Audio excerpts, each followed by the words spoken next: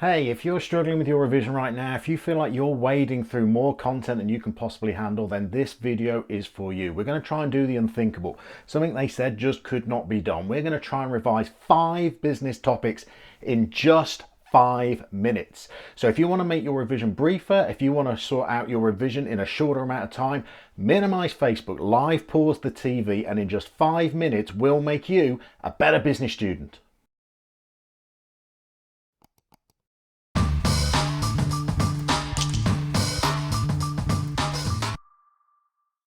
So let's start our 5 in 5 with just-in-time stock control. So just-in-time is all part of a technique known as lean production. Lean production is a Japanese business technique involved in reducing wastage. Now, the way just-in-time reduces the wastage in a business is trying to reduce the amount of time that stock is stored for. So with just-in-time, rather than having warehouses full of stock that you've got kept aside for all eventualities, just-in-time requires a relationship with your supplier so that they deliver stock just in time for you to use it in the production process.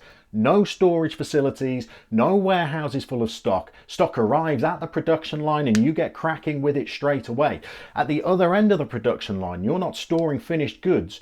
Those finished goods are rolling out and going straight to customers. So just-in-time is very advantageous. It reduces costs associated with storage. It might reduce breakages, especially if you're using perishable goods. It might be a good idea as well. But with just-in-time, we should just bear in mind that if your suppliers let you down, the production line stops. And an even bigger one, if you're buying smaller deliveries of stock, perhaps even on a daily basis, then you're going to benefit from fewer economies of scale. Topic number 2, niche marketing. Now we know that mass marketing is, of course, trying to develop products aimed at all market segments, men, women, different age groups, different ethnicities. With niche marketing, you segment your market, but rather than trying to launch products aimed at several or all market segments that you've identified, instead you try and zero in on just one market segment. Now, the advantages of that are that you get to know your customer very well, you're supplying something very specific for them, and they may pay a higher price for that kind of product. Obviously, the downsides are you've got a smaller market to segment, there's less potential for growth, and if your niche becomes profitable, the chances are other firms are going to try and move into that niche, possibly ones that are already trying to penetrate a mass market strategy. Topic number 3, break even. Let's go with the calculation. So we need to know what our calculation is for the exam to calculate the break even level of output. The break-even level of output is, of course, the exact number of products that you need to try and sell to cover your costs. Now, costs, we're talking about total cost there, your fixed and your variable costs added together. So here's the formula for you, okay? To calculate the number of products that you need to sell to cover your total costs, you take the fixed costs and you divide it by the contribution per unit.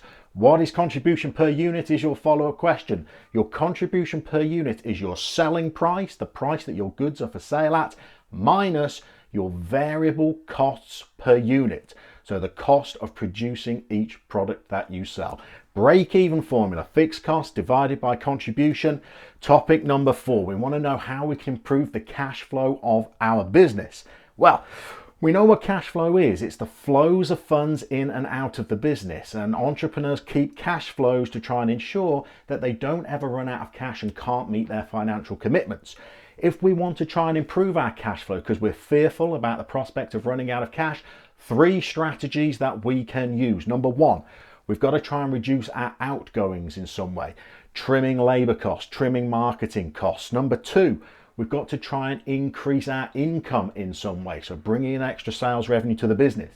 Downside of trimming costs is that we might damage the quality of what we sell. The downside of trying to boost sales is that we might end up spending more money increasing sales than we actually make in additional revenue. So that brings us to option number 3, borrow money. Could be through an overdraft if we only require a smaller amount, might even be through seeking loans from banks in order to cover the cash flow shortages that we think we're going to have. We're on to topic 5, we're inside the last minute, hard and soft HR, difference between the two. Hard HR, quite wrongly, sometimes seen as a harsh, a disciplined approach to HR. It's not. It's an approach where employees are viewed in a particular way. They are employed as a resource, much like machinery. That means they need to be flexible. So with hard HR, we might use things like temporary contracts, 0-hour contracts.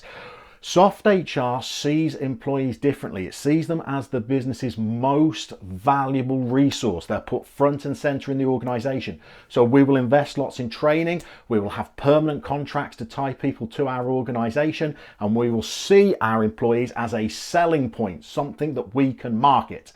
So there you go. We've had just 5 minutes. We've run through 5 topics. Hopefully you can remember all of them. We'll see you soon for another 5 in 5.